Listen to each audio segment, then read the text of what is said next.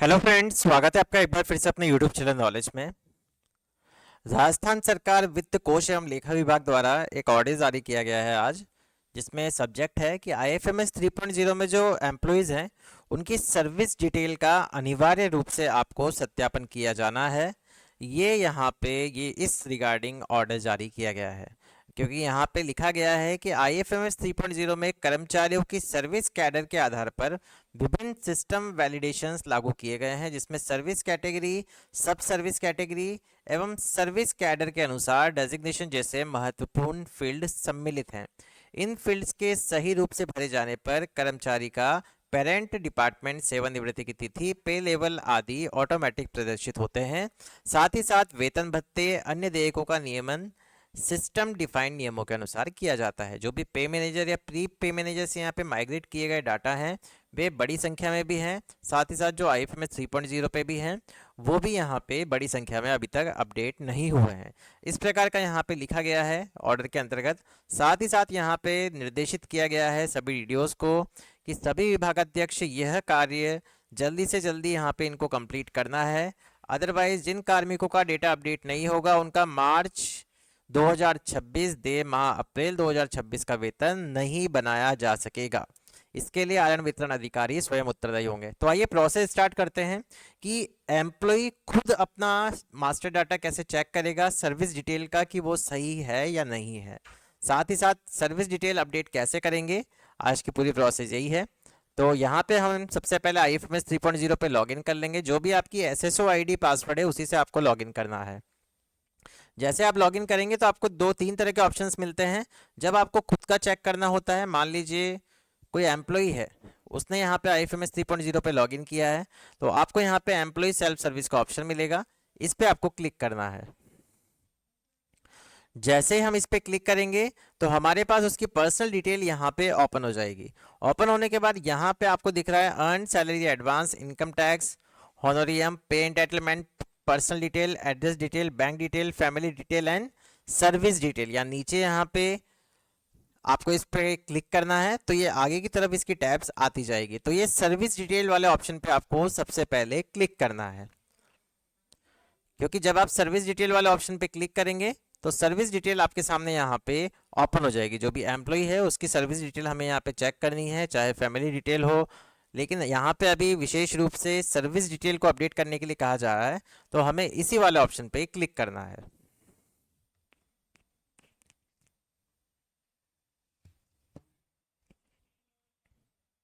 Site में थोड़ा सा इशू चल रहा है तो हम इस पेज को एक बार रिफ्रेश करेंगे थोड़ा सा।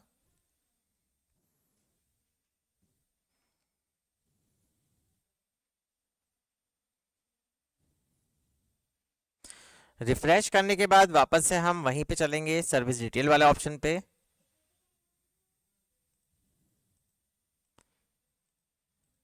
इस पे क्लिक करेंगे।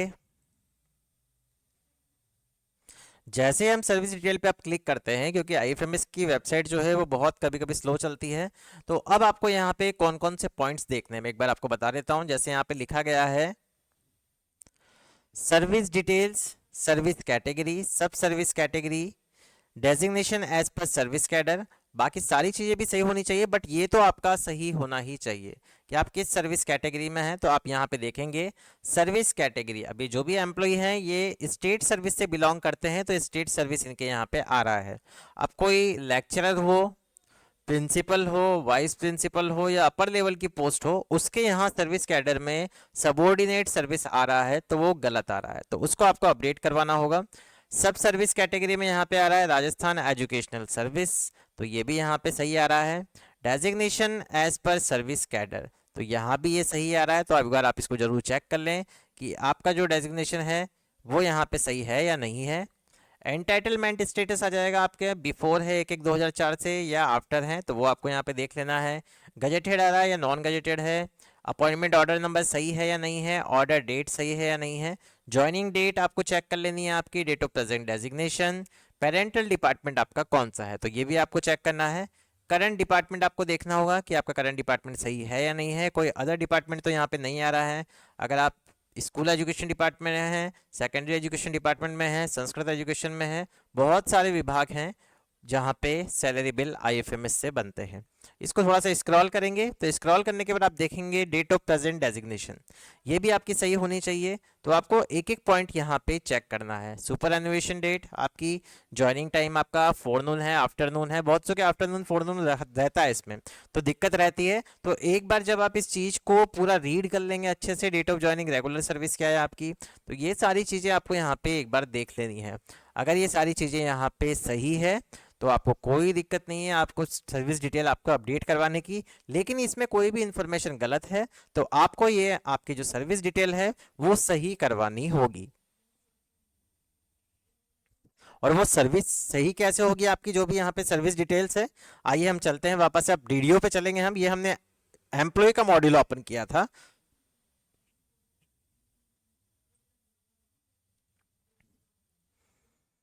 क्योंकि जो डीडीओ होंगे उनकी भी यहाँ पे एम्प्लॉय की सेल्फ सर्विस डिटेल होगी।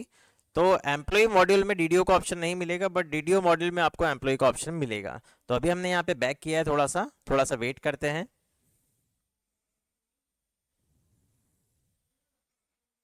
अब हमारे पास यहाँ पे ऑप्शन आ जाता है, जो एम्प्लॉय हैं जो डीडीओ के अधीन कार्यरत हैं उनके पास एक्सेस वर्क स्पेस वाले ऑप्शन में इस तरह के ऑप्शंस ओपन नहीं होंगे। तो यहाँ पे हमें सबसे पहले डीडीओ के चलना है, डीडीओ पे हम चलेंगे, डीडीओ पे क्लिक करेंगे, इसके बाद एम्प्लॉय मैनेजमेंट पे क्लिक करेंगे। एम्प्लॉय मैनेजमेंट पे क्लिक करने के बाद हमारे पास इस तरह का डैशबोर्ड ओपन हो जाएगा।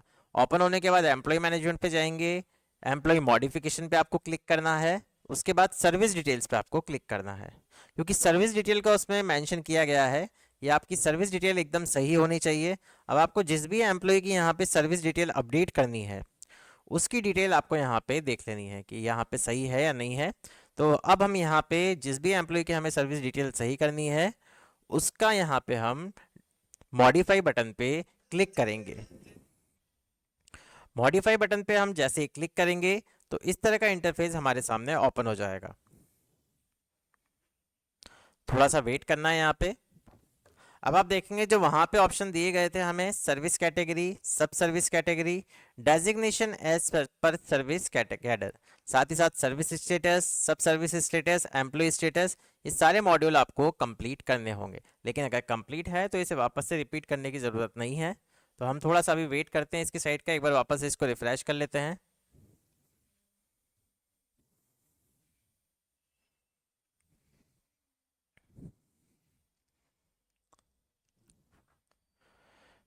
रिफ्रेश करने के बाद हम वापस से वहीं चलेंगे, एम्प्लॉय मैनेजमेंट में, मॉडिफिकेशन में, उसके बाद सर्विस डिटेल्स में। सर्विस डिटेल में जाने के बाद अब आपको चार ऑप्शन मिलते हैं, ऑल, नेम, एम्प्लॉय आईडी या ग्रुप, जो भी आप सेलेक्ट करना चाहते हैं वो कर सकते हैं। ऑल पे आप क्लिक कर लेंगे तो सभी एम्प्लॉयज़ के नाम आपको यहाँ पे शो हो जाएंगे। थोड़ा सा वेट करना है।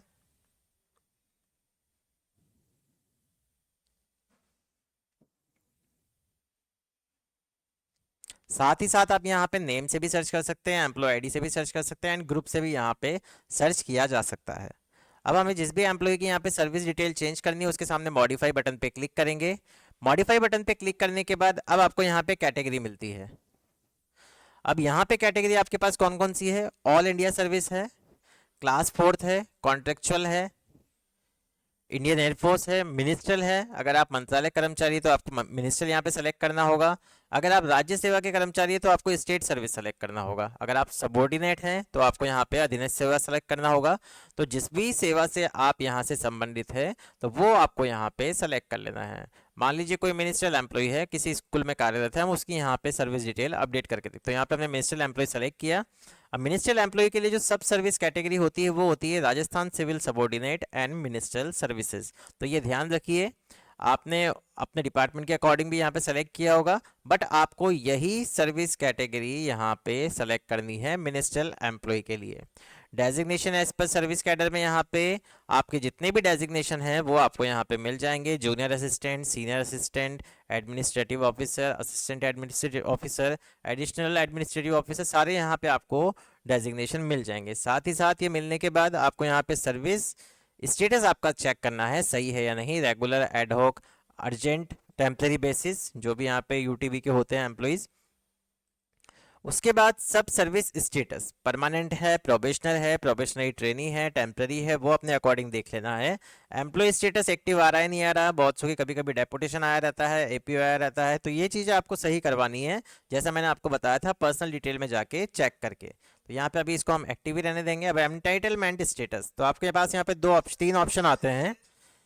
एक तो 1/1/2004 से 31/3/2022 OPS, on and after 1/4/2022 OPS, and before benefit before 1/1/2004। तो इन तीनों में जो भी क्राइटेरिया में आप आते हैं वो आपको यहाँ सेलेक्ट कर लेना है। सेलेक्ट करने के बाद अब गजेटेड नॉन गजेटेड ऑटोमेटिक आ जाएगा। यहाँ पे नॉन गजेटेड है पोस्ट तो नॉन गजेटेड आएगी। एक्चुअल पोस्ट इन करंट ऑफिस वो आपको यहाँ से सेलेक्ट कर लेनी है। अगर नहीं हो रही है तो सर्विस कोटा आपका एनए आ जाएगा। यहाँ पे सारे ऑप्शंस दिए गए हैं। अगर आप विडो कैटेगरी से हैं, फिजिकल हैंडीकैप हैं, एक्स सर्विसमैन है, डाइवोर्स है, कंपेंसेटरी यहाँ पे अपॉइंटमेंट है, तो आपको सेलेक्ट कर लेना है। सेलेक्ट करने के बाद आपका अपॉइंटमेंट ऑर्डर नंबर डालना है, अपॉइंटमेंट ऑर्डर डेट डालनी है, साथ ही साथ ज्वाइनिंग डेट। अब समझिए इस ज्वाइनिंग डेट को आपको डालना है, जो आपकी फर्स्ट ज्वाइनिंग डेट है वही आपको डालनी है। बहुत से लोग क्या करते हैं कि अपॉइंटमेंट ऑर्डर डेट वो डालते हैं जब उनका प्रमोशन हो गया है, फिर उसके बाद ज्वाइनिंग डेट गलत रहती है, फिर वो कमेंट करते हैं कि हमारी सर्विस डिटेल अपडेट नहीं हो पा रही। तो रीज़न यही रहता है, आपकी अपॉइंटमेंट ऑर्डर डेट यहाँ पे डलेगी फर्स्ट ज्वाइनिंग डेट वाली, ज्वाइनिंग डेट भी यहाँ पे वही डलेगी फर्स्ट वाली। डेट ऑफ प्रेजेंट डेजिग्नेशन, अभी जिस प्रेजेंट डेजिग्नेशन पे आप वो वाली डेट डाली है यहाँ पे। पेरेंटल डिपार्टमेंट आपका आ जाएगा यहाँ से एजुकेशन डिपार्टमेंट, उसके बाद करंट डिपार्टमेंट आ जाएगा, डेजिग्नेशन ऑफ अपॉइंटमेंट अथॉरिटी आ जाएगी आपकी जो भी है वो आ जाएगा यहाँ पे, वो आपको सेलेक्ट कर लेना है। इसके बाद designation at the time of first appointment, मतलब प्रथम नियुक्ति जब आपकी हुई थी तो वो किस पद पे हुई थी वो आपको यहाँ सेलेक्ट करना है। तो सारे ऑप्शंस बहुत सिंपल हैं, एक एक करके आपको यहाँ पे चूज कर लेने हैं। करंट डिपार्टमेंट आपका कौन सा है, जो भी डिपार्टमेंट से आप रिलेटेड है वो आपको यहाँ से सेलेक्ट कर लेना है। ऑप्शन दिन जाएंगे आपको ड्रॉप डाउन मेनू पे क्लिक करके। इसके बाद आपको यहाँ पे सुपर एनुएशन डेट आ जाएगी, आपका ज्वाइनिंग टाइम क्या था, आफ्टरनून था या फोरनून था, date of joining present DDO के पास क्या थी। उसके बाद आपको यहाँ पे फैच सर्विस डिटेल पे क्लिक करना है। जैसे आप फैच सर्विस डिटेल पे क्लिक करेंगे तो आपका जो SIPF का डाटा है वो नीचे की साइड आपका यहाँ पे फैच हो जाएगा। फैच होने से क्या होगा, यहाँ पे आपकी जो भी RGHS नंबर है वो सारी डिटेल आपके पास यहाँ पे आ जाएगी। अब यहाँ पे एक्सेक्शन ने आपके यहाँ पे एम्प्लॉय स्टेटस दिया हुआ है। एम्प्लॉय स्टेटस में तब हम यहाँ पे इसका यूज़ में लेते हैं जब कोई डेथ केस हो, VRS हो, रेजिग्नेशन हो, रिमूवल हो। अगर ऐसा कोई नहीं है तो आपको यहाँ चेकबॉक्स को अनचेक कर देना है। अब ऊपर भी एक एक्सेप्शन का ऑप्शन दिया गया है, order number, order date and date of joining present DDO, तो ये भी आपको एक बार चेक कर लेनी वो सही आ रही है या नहीं आ रही है। तो इसको हम यहाँ से अभी बंद कर देंगे। इसके बाद अब आपको यहाँ पे डॉक्यूमेंट अपलोड करना है। आपका अपॉइंटमेंट लेटर अपलोड कर दीजिए, कंफर्मेशन ऑर्डर, ज्वाइनिंग एप्लीकेशन, जो भी आपसे रिलेटेड ऑर्डर है वो आपको यहाँ पे अपडेट कर देने हैं। अपडेट करने के बाद आपको यहाँ पे एक ऑप्शन मिलेगा डिस्क्रिप्शन डालना है। एक एक करके आप यहाँ पे डॉक्यूमेंट अपलोड कर देंगे। उसके बाद आपको सिंपल अपडेट सर्विस डिटेल पे क्लिक करना है। जैसे आप अपडेट सर्विस डिटेल पे क्लिक करेंगे, अभी मैंने यहाँ कोई डॉक्यूमेंट अपलोड नहीं किया है इसलिए इस तरह का ये मैसेज दे रहा है, तो आपको यहाँ पे डॉक्यूमेंट अपलोड कर देना है। जो भी डॉक्यूमेंट आप अपलोड करेंगे एंड अपडेट सर्विस डिटेल पे क्लिक करेंगे तो आपकी डिटेल यहाँ से सक्सेसफुली अपडेट हो जाएगी। साथ ही साथ अलग अलग कैटेगरीज के लिए अलग अलग यहाँ पे सब सर्विस कैटेगरीज होती है, तो उसके अकॉर्डिंग आपको यहाँ पे सेलेक्ट करना होगा। जो भी हम यहाँ पे IPR में भी फिल करते हैं, अभी हमने IPR भी भरा था तो उसमें हमें हमारी कैटेगरी पता है कि हमने किस सर्विस कैटेगरी में यहाँ पे IPR फिल किया था, तो उसके अकॉर्डिंग भी आप यहाँ से इसको सेलेक्ट कर सकते हैं। क्लास 4 का ऑप्शन है, सारे ऑप्शंस आपको यहाँ पे मिल जाएंगे। तो स्टेट सर्विस है, स्टेट सर्विस में आपको ऑप्शन मिल जाएगा। स्टेट सर्विस के लिए जो भी यहाँ पे ऑप्शंस हैं वो आपके सामने ओपन हो जाएंगे, तो वो आपको यहाँ पे देख लेने हैं। बहुत सारे ऑप्शन है, राजस्थान एजुकेशनल सर्विस है, राजस्थान संस्कृत एजुकेशन सर्विस है। जैसे मान लीजिए हम यहाँ पे राजस्थान संस्कृत एजुकेशन सर्विस करते हैं तो यहाँ पे और भी हमारे पास पोस्टें ओपन हो जाती है जो भी स्टेट सर्विस के अकॉर्डिंग है। तो एक एक डिपार्टमेंट का आप सेलेक्ट करते देखेंगे तो आपकी पोस्ट आपको कहीं ना कहीं मिल जाएगी। तो ये आपको चेक कर लेना है कि जिस सब सर्विस कैटेगरी को आप सेलेक्ट कर रहे हैं उसमें आपकी पोस्ट आ रही है या नहीं आ रही है। पोस्ट आ रही है उसके बाद ही आपको यहाँ पे सर्विस डिटेल अपडेट करनी है। तो ये इतना कोई बड़ा काम नहीं है, बट सारे एम्प्लॉयज एक बार अपना डाटा चेक कर लेंगे तो वो ज़्यादा बेटर रहेगा। तो ये थी आज की पूरी प्रोसेस। अगर आपको वीडियो पसंद आया हो तो प्लीज़ चैनल को सबसे पहले सब्सक्राइब करें, वीडियो को लाइक और शेयर करना ना भूलें। Thank you so much.